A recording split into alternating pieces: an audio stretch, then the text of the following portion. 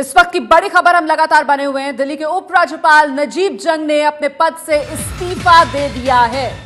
बड़ी खबर देख रहे हैं आप एबीपी न्यूज पर। दिल्ली के उपराज्यपाल नजीब जंग ने इस्तीफा दिया है।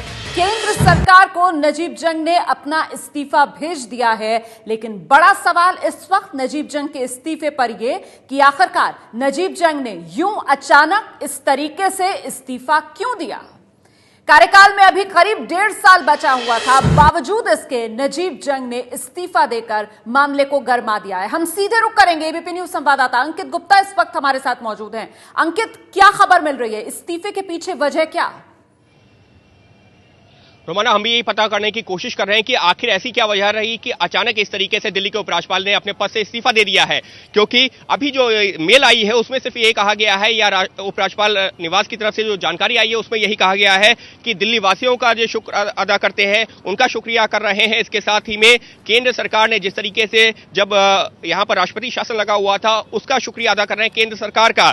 लेकिन ये सब नहीं लिखा है कि आखिर वजह क्या रही है। साथ ही उसमें जो है आखिरी की जो 4 लाइनें हैं वो भी काफी महत्वपूर्ण है। उसमें यह लिखा हुआ है, he also thanks the honourable chief minister of Delhi for his association in the last 2 year. इसको एक कटाक्ष के तौर पर भी देखा जा सकता है, और एक जो लैंग्वेज होती है जब आप रेजिग्नेशन देते हैं तो उस लैंग्वेज के तौर पर भी इस तरीके के शब्दों का इस्तेमाल किया जाता है। लेकिन कितने मधुर रिश्ते रहे हैं ये भी जग जाहिर है, और दिल्ली के लोग बखूबी समझते हैं कि आखिर दिल्ली के मुख्यमंत्री और उपराज्यपाल के बीच में रिश्ते कैसे रहे हैं। हालांकि मेल की जो आखिरी की जो 4 लाइनें हैं उसमें ये जरूर कहा गया है कि दिल्ली के मुख्यमंत्री का भी शुक्रिया अदा कर रहे हैं कि जिस तरीके से उन्होंने सहयोग किया।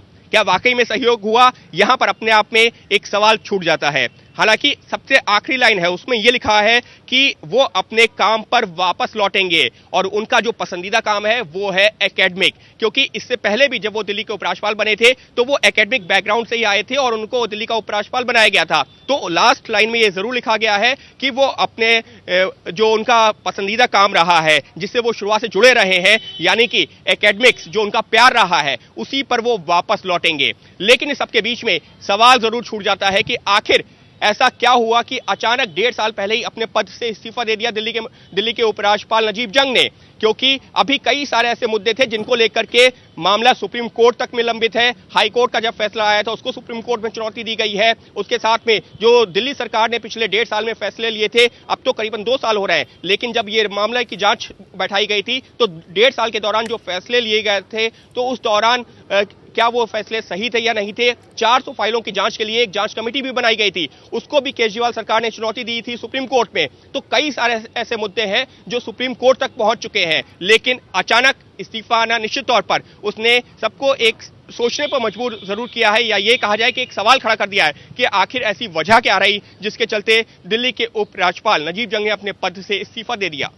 बिल्कुल, ये जो त्यागपत्र उन्होंने भेजा है केंद्र को, इससे क्या संकेत निकाले जाएं, ये आपने बताया, अभी बाकायदा त्यागपत्र आपने पढ़कर बताया। और जिस तरीके से आप कह रहे हैं कि एक टकराव की स्थिति जो लगातार बनी हुई थी दिल्ली सरकार और उपराज्यपाल के बीच, उसकी भी गवाह है न सिर्फ दिल्ली बल्कि पूरा देश। लेकिन सवाल फिर वहीं आकर खत्म होता है कि आखिरकार अचानक इस्तीफा देने के पीछे वजह क्या। हालांकि इस त्यागपत्र में नजीब जंग की तरफ से यह कहा गया है कि एक बार फिर जो शैक्षणिक क्षेत्र है वो उस तरफ वापस जाना चाहते हैं।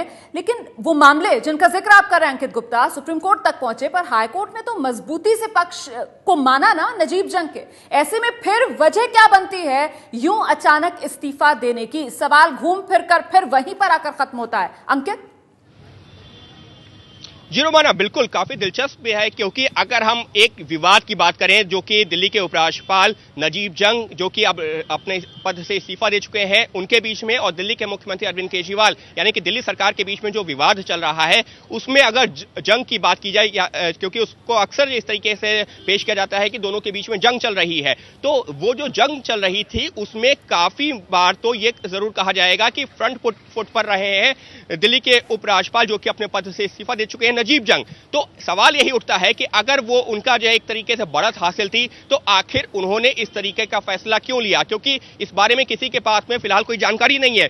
कुछ दिनों पहले भी जब हमारी उनसे जो है मुलाकात हुई थी, जब उन्होंने एक प्रेस कॉन्फ्रेंस भी की थी दिल्ली हाईकोर्ट के फैसले के बाद में, तब भी उनसे जो है कई सारे सवाल पूछे गए थे। उन्होंने यही कहा था कि वो सिर्फ नियम, कानून और संविधान के मुताबिक कार्रवाई कर रहे हैं, फैसले ले रहे हैं, तो उसमें कुछ भी ऐसा गलत नहीं है। दिल्ली की सरकार, दिल्ली के मुख्यमंत्री अरविंद केजरीवाल आरोप लगाते रहे, लेकिन वो सिर्फ वही कर रहे हैं जो कि संविधान में लिखा है और संविधान का पालन कर रहे हैं। और उसके बाद भी चाहे सुप्रीम कोर्ट की पिछली सुनवाई को भी देखें, जब अभी अरविंद केजरीवाल सरकार की तरफ से कहा गया था कि दिल्ली गुप्ता, हमारे साथ इस वक्त बीजेपी के पूर्व प्रदेश अध्यक्ष दिल्ली के सतीश उपाध्याय जी फोन लाइन पर मौजूद हैं।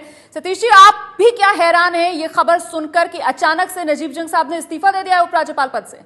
नहीं, मैं नहीं समझता कि इसमें कोई हैरानगी की बात है। एक संवैधानिक पद पर वो थे और वो अपना काम कर रहे हैं जिस तरह से, और उनका प्रेरोगेटिव भी है ये। और उन्होंने कहा है कि उनको अपना पुराना जो स्टडी जो लव है उसकी तरफ वो जाना चाहते हैं, पढ़ाई करना चाहते हैं, तो हम सबको सम्मान करना चाहिए। और दूसरा, जिस तरह से उन्होंने प्रधानमंत्री जी का धन्यवाद किया है तो अच्छी बात है। और ये एडमिनिस्ट्रेटिव चेंजेस तो लगातार हर व्यक्ति को आप, और काफी समय से दिल्ली में वो काम कर रहे थे, संवैधानिक रूप से उन्होंने काम किया, अच्छा काम किया दिल्ली के लिए। नहीं, लेकिन सर अभी उनका कार्यकाल बचा हुआ था, ऐसे में कार्यकाल के बीच में यूं इस्तीफा दे देना तो सवाल तो खड़े होंगे ना।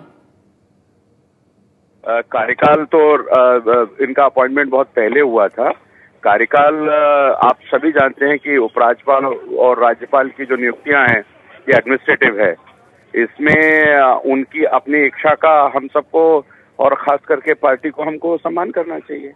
बहुत बहुत धन्यवाद हमसे बात करने के लिए बीजेपी के नेता सतीश उपाध्याय, जो कह रहे हैं कि देखिए हैरान होने वाली इसमें कोई बात नहीं है, ये उनका प्रेरोगेटिव है और इसका सम्मान किया जाना चाहिए जो फैसला लिया है नजीब जंग ने। दिल्ली के उपराज्यपाल नजीब जंग, जिन्होंने अपने पद से इस्तीफा दे दिया है। इस वक्त की बड़ी खबर, एबीपी न्यूज पर इस वक्त की बड़ी खबर देख रहे हैं आप। दिल्ली के उपराज्यपाल नजीब जंग ने अपने पद से इस्तीफा दे दिया है।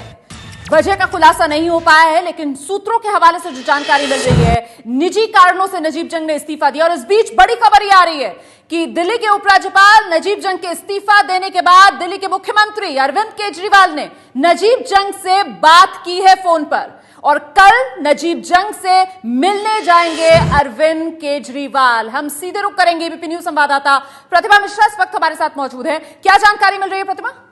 जी रोमाना, जैसे ही इनके इस्तीफे का प्रेस रिलीज जारी हुआ उसके बाद उसमें साफ तौर पर लिखा भी गया था कि उपराज्यपाल ने अपने अभी तक के कार्यकाल के लिए मुख्यमंत्री को धन्यवाद किया था। जैसे ही ये खबर फैली, हमें ये जानकारी मिल रही है कि अरविंद केजरीवाल ने नजीब जंग से फोन पर बात की है, क्योंकि आज अरविंद केजरीवाल की रांची में रैली थी और वहीं से फोन पर इनकी बात हुई है नजीब जंग से। उन्होंने भी इस बारे में जानने की कोशिश की कि आखिर क्यों उपराज्यपाल ने अचानक इस्तीफा दे दिया, क्योंकि उनका कार्यकाल अभी बचा हुआ था। फोन पे दोनों के बीच में क्या बातचीत हुई है ये अभी तक पूरी तरीके से साफ नहीं है, लेकिन अब इसके बाद कल अरविंद केजरीवाल दिल्ली लौटेंगे और उपराज्यपाल से मुलाकात करेंगे। रोमाना, बहुत बहुत शुक्रिया प्रतिभा मिश्रा इस तमाम जानकारी के लिए। तो फिलहाल दिल्ली में नहीं है दिल्ली के मुख्यमंत्री अरविंद केजरीवाल, दिल्ली लौटेंगे और कल नजीब जंग से मुलाकात करेंगे। दिल्ली के उपराज्यपाल नजीब जंग, जिन्होंने अपने पद से इस्तीफा दे दिया है। छोटे से ब्रेक के लिए यहां पर रुक रहे हैं, फौरन लौट रहे हैं।